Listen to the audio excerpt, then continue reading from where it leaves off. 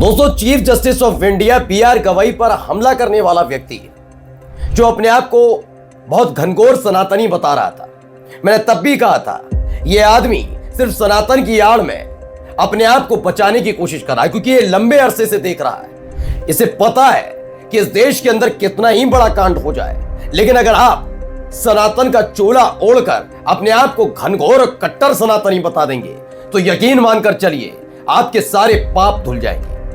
क्या यही वजह थी जिसकी वजह से दिल्ली पुलिस ने कार्रवाई नहीं की, जबकि पहली फुर्सत में दिल्ली पुलिस को स्वतः संज्ञान लेते हुए इसे गिरफ्तार करना था? लेकिन ना भी किया हो तो क्या फर्क पड़ता है? क्यों कह रहा हूं? क्योंकि अब इसके खिलाफ एक ऐसी सख्त कार्रवाई होने जा रही है जिससे दिन रात गंदगी फैलाने वाले वो चिंटू और पिंटू सारे के सारे बिल में दुबक गए। जी हां, इसे मिसाल बननी चाहिए कि ऐसी हरकत करने से पहले कोई भी 10 दफा नहीं, 100 दफा नहीं, 1000 दफा सोचे। कल तक अपने आप को घनघोर सनातनी बताने वाले राकेश किशोर की मुसीबत बेतहाशा बढ़ चुकी है, जिसकी डिमांड लगातार हर कोई कर रहा था। नमस्कार, मैं हूं प्रज्वल गौतम और आप देख रहे हैं खबर चौक। वैसे तो कई घटनाएं लंबे अरसे से अलग अलग जगह हुई हैं, लेकिन इन 11 वर्षों में हमने यह भी देखा कि जो सबसे सुरक्षित स्थान बताया जाता रहा, वो सुरक्षित स्थान कहां रहा। हमने कोर्ट के अंदर चीफ जस्टिस ऑफ इंडिया पर हमला देख लिया। हमने ये भी देखा कि कैसे अलग अलग अदालतों में भी जहां रामराज का जिक्र किया जाता है, उन्हीं अदालतों में कैसे खुलकर गुंडागर्दी होती रही, जजों को धमकाया जाता रहा। हमने देखा कैसे अदालतों में कत्ल होते रहे। हमने जेल के अंदर देख लिया। हमने ये भी देखा गंभीर आरोप जेल प्रशासन पर भी लगे स्लो पॉइजन देने के, लेकिन कोई कार्रवाई नहीं होती। हमने देखा कि पुलिस अभिरक्षा में मौजूद 2 व्यक्ति जो थे बाहुबली माफिया, उन पर गंभीर आरोप थे, लेकिन पुलिस की जिम्मेदारी थी उनकी रक्षा करना। वो बार बार कह रहे थे कि हमारी जान को खतरा है, लेकिन नहीं सुनी गई और आखिरकार उनकी पुलिस की अभिरक्षा में ही मौत हो जाती है, हत्या कर दी जाती है। ये तमाम चीजें देखी हैं। हमने ये भी देखा इस देश की सबसे बड़ी पंचायत यानी संसद के अंदर 2 लफंगे घुसते हैं, उत्पात करते हैं और बाद में पता लगता है कि वो बीजेपी सांसद के पास पर अंदर आए थे। ये सारा इतिहास का वो पन्ना है जिसे आने वाली पीढ़ियां पढ़ेंगी कि कैसे हर एक चीज की सुरक्षा ताक पर रख दी गई। अब आते हैं इसी मुद्दे पर। सीजीआई गवई की तरफ जूता उछालने वाले वकील राकेश किशोर पर चलेगा अवमानना का मुकदमा। एससीबीए के अध्यक्ष विकास सिंह ने कहा कि राकेश किशोर ने कोई पछतावा नहीं दिखाया।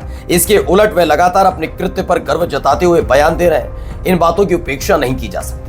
यकीनन आपने जब से ये पूरा घटनाक्रम देखा होगा, यही देख रहे होंगे कैसे कैसे बयान निकल कर आ रहे हैं। पहला मैं इनका बताता हूं, जिस दिन ये घटना हुई थी मैंने 3 मुद्दे उठाए थे।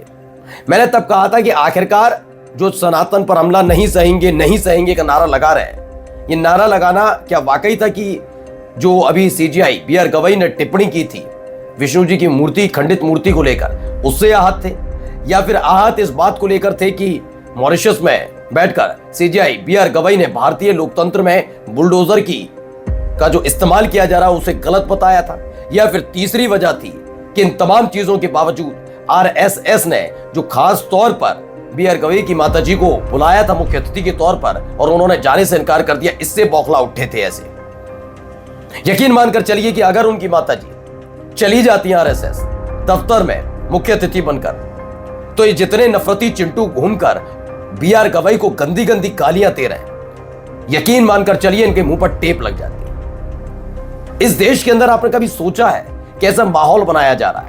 ये कहते हैं कि भगवान का अपमान अगर ये वाले करेंगे तो उनको अधिकार है, तुम मत करना। राहुल गांधी जूते पहनकर मंदिर में नहीं जा सकते, लेकिन साहिब की फोटो आ जाएगी जिसमें उन्होंने भगवान श्री राम की उंगली पकड़ रखी है, तब भावनाएं आहत नहीं हो रही है।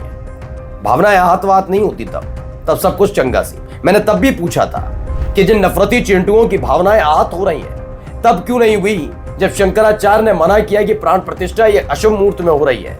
क्योंकि नरेंद्र मोदी एक अच्छे राजनेता हो सकते हैं, लेकिन सनातन में क्या शुभ है क्या अशुभ ये तय करने वाले वो नहीं है। धर्म में सर्वोच्च नहीं है वो। इसे पहले सुनना चाहिए था, लेकिन उन्होंने नहीं सुना।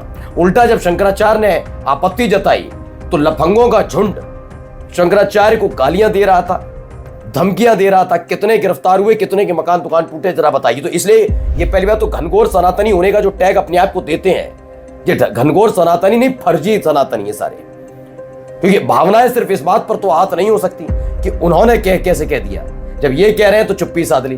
तो सनातनी जो भी होगा, भगवान श्री राम है, हमारे ईश्वर है, उनकी आस्था को जो हमारी आस्था को चोट पहुंचाएगा, चाहे वो इधर वाला हो या उधर वाला, हमारी भावनाएं अगर आहत होती है तो हम सच्चे सनातनी है ना, तभी हम ईश्वर को मानते हैं ना। इसलिए वो ईश्वर को नहीं मानते, ये लोग ईश्वर को नहीं मानते। ये एक को मानते हैं, सत्ता, ताकत, और उस ताकत और सत्ता के लिए किसी भी हद तक जाने के लिए तैयार बैठे, ये वही लोग हैं।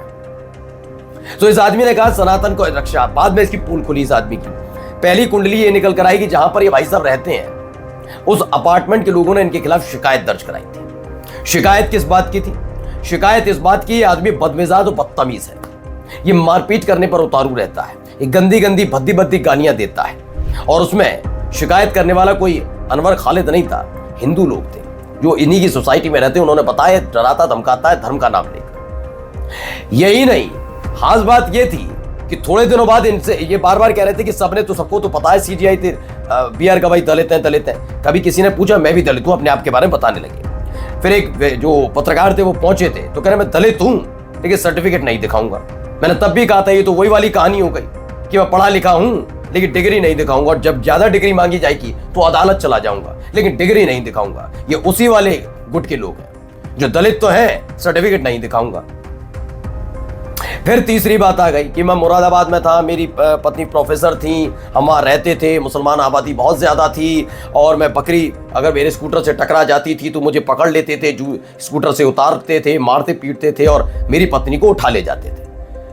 तब जाके असली कहानी समझ में आई, दरअसल ये आदमी कोई सनातन प्रेमी नहीं है, इसे कोई फर्क नहीं पड़ता।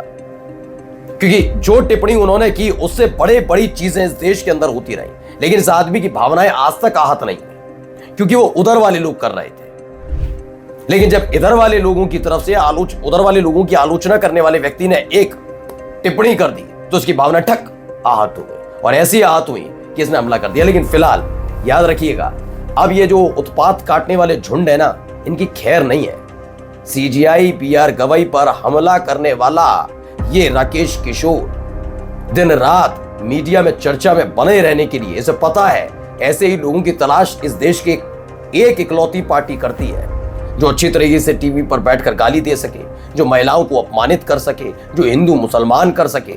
वो ऐसे ही लोगों को ढूंढती है, और इसे पूरा भरोसा है आज नहीं तो कल इसके अंदर भी वही तथाकथित राष्ट्रवाद ढूंढ लिया जाएगा जो गालियों के सहारे, हमलों के जरिए चलता है उनकी पार्टी के नेताओं की तरफ से। और यकीन मानकर चलना, उसी के आधार पर इसको टिकट भी मिल जाएगी। उम्मीद तो होगी ना, कि दिन रात जो बयान अभी दिया जा रहा है राकेश किशोर की तरफ से, वो आपत्तिजनक नहीं, घनघोर आपत्तिजनक है। नमस्कार।